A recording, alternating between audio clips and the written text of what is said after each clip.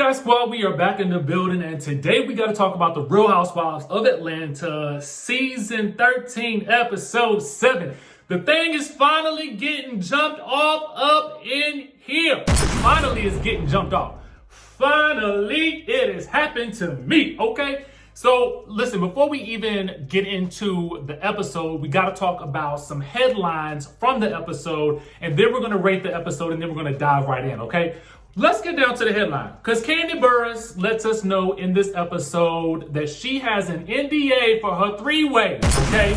She didn't learn the lesson. This was a blink and you miss moment. This was a real blink and you miss moment. And I don't know if you guys caught it when they was on the tour bus or whatever. And all the ladies are asking about, well, I think it was Marlo who asked about the threesome conversation first. And then next thing you know, it turned into everybody looking at Tanya, okay? That was some foreshadowing right there. But then everybody was looking at KANDI, and KANDI's like, oh, yes, because Tanya asked. KANDI was like, oh, yes, we make them sign some NDAs up in this piece. And I was like, whoa. Now, this is an area that we need to spotlight, okay? This is some juicy stuff right here. Because in my mind, I was thinking to myself, well, you know what? That's probably a smart idea. You shouldn't be out here running around having no three-ways without no NDAs so that people don't tell your business. Brandy Glanville. But, you know, to me, I was like, this is some smart stuff right here. And quiet as it's kept, she probably got that from back when Porsha outed to everybody that they was about to have a three-way, allegedly, you know, back in the day. You know what I'm saying? We got a whole lot of references to, you know, Porsha and KANDI getting down with the get down. I mean, that didn't happen. But what I'm saying is, you know, when Porsha was trying to kiss her, and then KANDI was like, I don't think me and Porsha should ever kiss again. You know what I'm talking about? So I was like, oh, this is some juicy conversation. Now, it would be interesting to hear them talk about this whole situation while they are actually in a good space, because I just want to be nosy and find out what happened. That's what I want to know. And quiet as it's kept, I would like to see it too. But that's just me. That's just me and my nasty self, okay?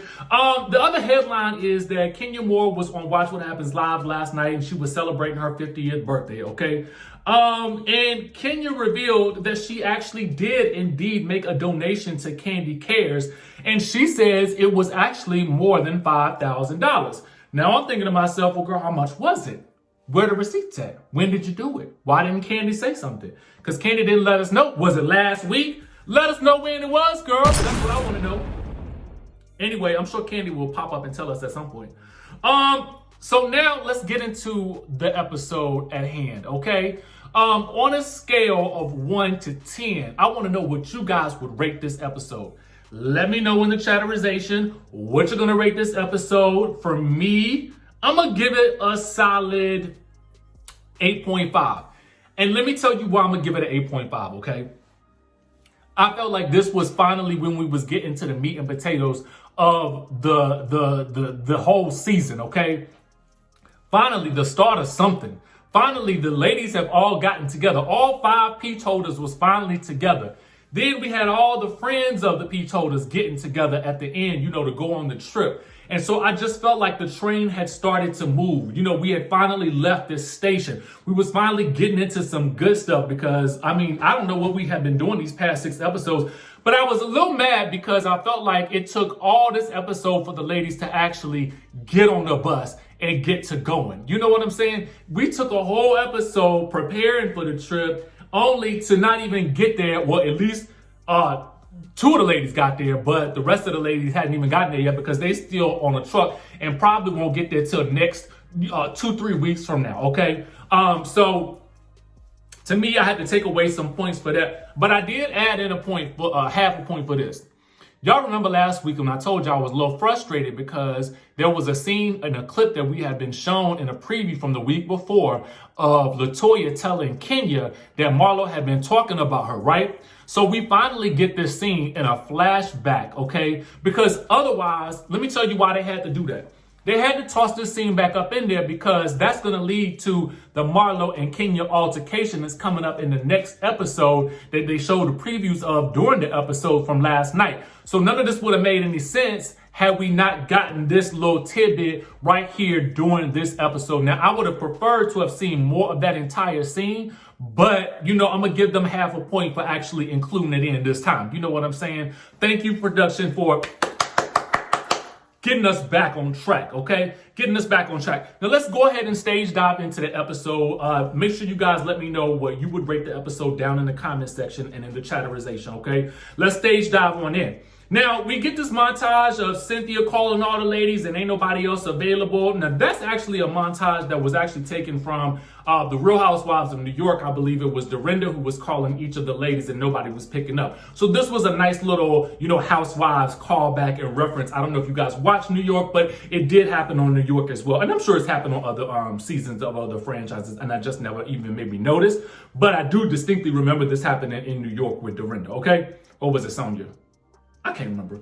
Anyway, so Drew and Ralph are rolling around the neighborhood on the scooter. Where is your scooter? Where is it? Okay, on the scooter. She can't really ride the scooter right now because she had hurt her leg. You know what I'm saying? So Ralph takes over the scooter, and then she is inviting all the ladies over to her house for a pre-vacation dinner, okay? And by all the ladies, I'm just including the peach holders because she didn't invite the rest of them girls, okay? She said, I don't know them yet. And so I gotta tell you, to start this scene off, I was kind of like, Ralph is warming up to the camera or production. It seems as though he might have taken some notes on his first couple of appearances on the show and decided that he was going to switch things up, because he was all throughout this episode, he was like Santa's helper up in this thing, okay? He was waiting on Drew hand and foot. You ain't see not one slice of that sort of passive aggressive personality that we have been seeing in previous episodes. And I thank the Lord for it, okay? I thank the Lord and Drew's mama for it, okay? Then we get Kenya and LaToya at the breakfast. And so Kenya gives her some lingerie that she ain't ever wore. And LaToya is like,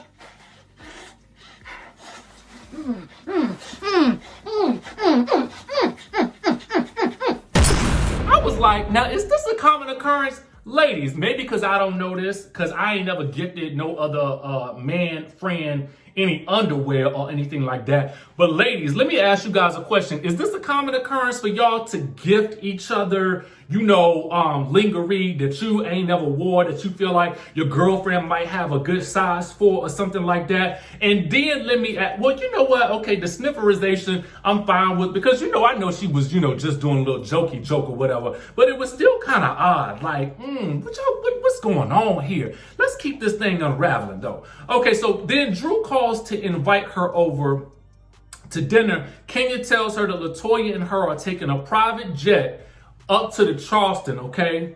Since she is bringing Brooklyn and the nanny.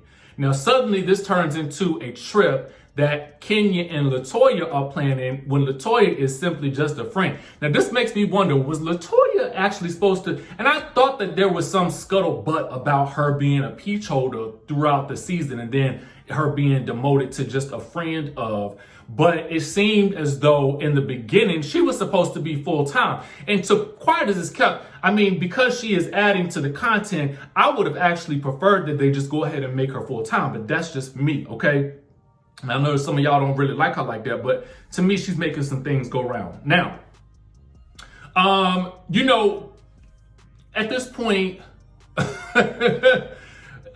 they also have a conversation about, the relationship with Kenya and Mark being toxic. And, LaToya is like, well, how long has it been toxic? And I'm thinking to myself, since it first started, okay? To me, it just seemed like this whole situation, since they got married, had been on like a runaway train. And it just had left the stage. And you know what was so bad about this whole situation with this man? He put out that little article in the Root, okay? He put out that article in the Root on the weekend of her birthday. Ain't that some foul stuff right there? It's one thing that you got to put the information out there first for whatever reason. But it's also crazy that you also need to do this on the woman's 50th birthday. It's supposed to be a milestone. And you making it a mudslide. You know what I'm saying? It's just kind of like, dang, could you just be any worse, man? Could you be any worse? Anyway, All I was thinking to myself was in the scene where, we see that Kenya is taking LaToya on the private jet is like, why ain't she taking Kandi on the private jet? Or why ain't she taking Cynthia? I mean, yes, we will find out that Cynthia can't really go with the rest of the ladies because she got some business obligations. She said, y'all not gonna stop me from making my money. But it was like, why ain't she taking Kandi? Because I felt like her and Kandi had a close relationship and she met this girl through Kandi. So I was just kind of like, this is very odd, but I think it's for storyline purposes. What we don't see at this point is that she texts Drew 10 minutes later to tell her to don't tell nobody, okay? Don't tell nobody, Gail, but I don't know if you watched the rest of the episode, you'll find out that don't really work for Drew. Oh, I ain't even got to tip it back. You could just suck it out the straw like that. Anyway, we find out that Kenya also wants to cut off her ring finger so she won't have to worry about the rings or the marriage anymore. And I was thinking to myself, well, girl, just take the ring off because at this point we know in real time this relationship is over. All right. So we get to the Drew's party. Okay, we get to Drew's party, right? And I must say a couple of things. When I talked about this scene this past weekend and I was giving the preview, I said to myself, I said to y'all too, I was like, this looked like the same wig that LaToya had called a pet, but it was not the same wig. It was not the same wig by a long shot. This was Rapunzel's wig, okay? This was the wig to end all wigs. This was all the wigs in America, okay? All the wigs in America put together. I ain't really mind the look, but I just was letting y'all know I was mistaken, okay? And again, I told you I wasn't fluent in wigology, so I'm just gonna give y'all that disclaimer right now, okay? I just wanted to make up for that. Ralph, is asking what we're gonna call this wig, and she decides to name it Sasha. Now, see, this is where I like Ralph. I feel like your spouse, your significant other, your partner, or whatever you want to call them, should be hyping you up at all times. It don't even matter if you look crazy or not. They should be hyping you up at all times. And if they're not hyping you up at all times, you don't really want them like that, okay? So to me, he was winning some points back. Now, I still ain't forgot about him spying and leaving for 3 days and not telling her where he was going.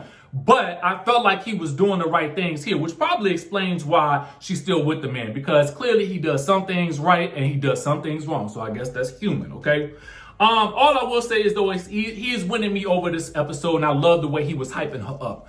Now, we see that she's preparing everything with the situation. She's got the food, the cooks there, and all this kind of stuff like that. And I was like, oh, yes, bravo, Drew, bravo. And let me tell y'all something, dinner party 101 for me, for Richie Skye. Let me tell y'all what to do. If y'all really want to set the party off right, you give these people shots as soon as they enter the room, the door. As soon as the door open, that's when you start giving people shots. And speaking of the door, Drew, where is your doorbell? Where is the doorbell? Where is the ring? Where is something for these people to announce their arrival as they are walking up to the door? Where is your doorbell? I was just so confused. Cynthia rolled up to the door, got a knock, ain't nobody hearing it. Kandi rolled up to the door, she just looking in, peeping in the door like, is anybody gonna open up this door for me and let me in? I was like, can they get a doorbell up in this piece? Hopefully they got a doorbell up in the new house, okay? And if not, then install one today. Install one today, okay? So apparently, while at dinner, LaToya told the group about Drew's wig, okay? She told the group about Drew's wig. So this is where, we saw this in a flashback, and this is where Porsha learns that LaToya got something against Drew's wig, okay? She got something against the wig. Now, at that point in time, Porsha is very adamant, like, so you coming for her wig? Taking notes. But I'm going to tell you something. LaToya probably didn't even care because I feel like LaToya has studied Housewives 101 and she know what she's doing. So she knows that she is causing a ruckus and making the storylines go round, which is probably why she was brought in anyway. The funny thing about this scene was when Porsha was coming in, the producers asked Porsha about Ralph, and she's like, that's Kenya's line. I was cracking up. Especially when they pan to Kenya and she's talking about how cute he is. I was like, oh no, have we not learned this lesson? And I have to say, props to Porsha for successfully dodging this bullet. That was a Shady Boots producer question, and Porsha has learned from experience not to fall into certain traps, okay? She's learned not to fall into certain traps. And it's funny that Kenya would say that because, you know, while she was on Watch What Happens Live, you know, Andy asked if there were any things that she regretted or whatever. And that was one of the things that she regretted in the past, was taking that whole situation with Apollo so far, okay? So Porsha, you know, announces to the group that, you know, LaToya was coming for Drew's wig. We talked about this scene earlier. In the confessional, she was like, I'm singing like a canary. I really wasn't. I mean, this was a typical Housewives move, you know. The crazy thing about it was, though, as they sat down for dinner, Drew starts talking about her mom in the church, okay? She starts talking about her mom in the church, and then she goes into, you know, well, Ralph plays the keys or whatever, and I sing. And so King is like, sing for us. And Drew is like, Amazing Grace. And so then Porsha is like, no, girl, I did it first. In her confessional, I might add. Cue to Porsha from season, 5? Amazing Grace.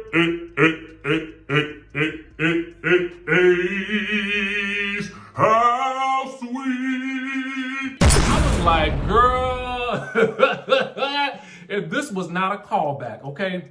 Anyway, Kenya begins to give instructions for the ladies taking the sprinter, okay? And Drew was like, well, how are you getting there? Are you taking a second sprinter? I was like, girl, she just told you on the telephone. So Drew obviously was being messy right here, which is not going to bode well for her in the end when it comes to Kenya Moore, because Kenya Moore does not like the shade when it's being directed back at her. So Kenya Moore at that point in time tells the ladies that she taking a private jet up, and Kenya's like, y'all rich. Now that was funny to me.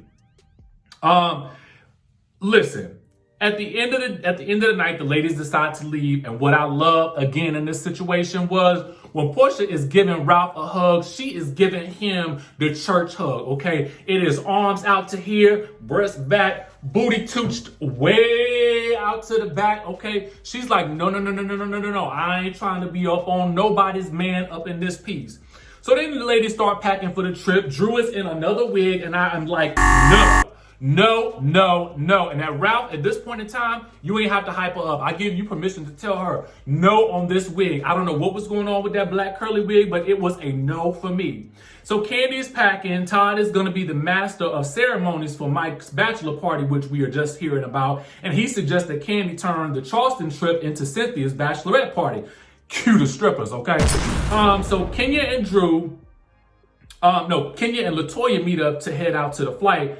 LaToya's luggage is sliding all the way down Kenya driveway, like Sheree when she had to take off her shoes going down Kenya driveway way back in the day. Y'all remember that episode? Anyway, in the car, Kenya tells LaToya that Porsha told Drew about the wig comment. So Kenya and LaToya are both like, Porsha is so extra. True, Porsha is extra, but it ain't really extra to tell somebody that you was talking about their wig, okay? When you haven't really told her. So y'all can't be talking about nobody being extra because y'all was the one doing the talking about the girl, okay? So anyway, Porsha and Shamia arrive at Kandi's first. We find out that Dennis dropped Porsha off. Porsha and Kandi are getting along, and Porsha wants a kiss, and Kandi in her confessional is like, no, we should never kiss again. And I was thinking, yes, you absolutely should kiss again, but do it on camera this time so we can see it, okay? That's what I was thinking in this scene right here. Marlo arrives in a hazmat suit, and I was like, I get it. You know, I love the joke of it all, but that she did this once before. So I was kind of like, girl, we saw you with this outfit on. We saw a similar type of situation where she was kind of, really being extra about the pandemic. Now, again, is it really extra? Because to me, sometimes I feel like, safety first, okay? Safety first. So I ain't gonna even be mad at her for being extra about that situation. We learned that it's a 5-hour drive. The ladies asked Porsha about Dennis dropping her off. She gets to explain it. And every time she gets to explaining about Dennis, all I hear is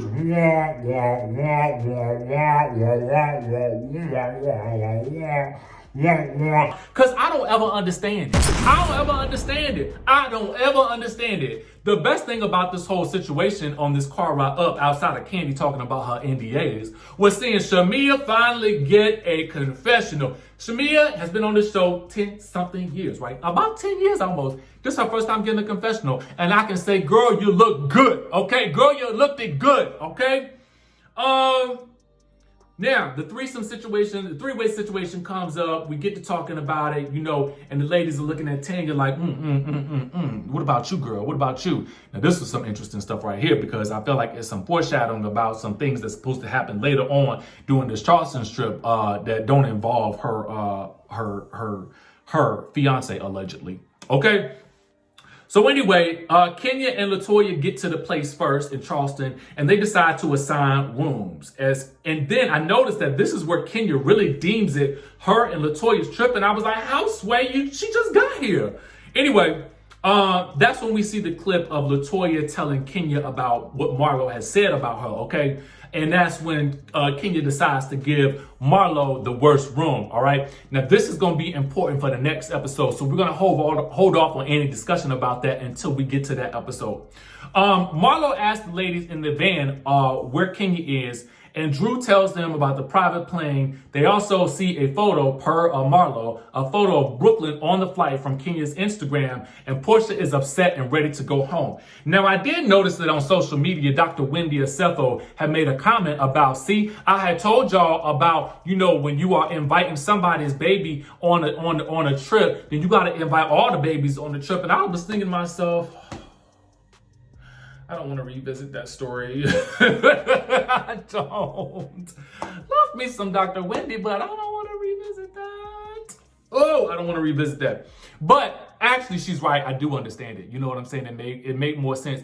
And again, I'm not a mom, so I feel like that's something that's difficult for me to, wrap my mind around. But as I continue to see it, I am developing a softer spot for the understanding of, why that's important. You know what I mean? I don't mind that Kenya was taking her baby, but I just also feel like now what we have seen with these trips, especially in 2020, is, listen, if you got a young child, and you got to take an all-cash trip, bring your baby if you want to. Put them up in a hotel or a separate room or whatever. Don't even ask the host. It don't even really matter because at the end of the day, it's your baby, okay? It's your baby.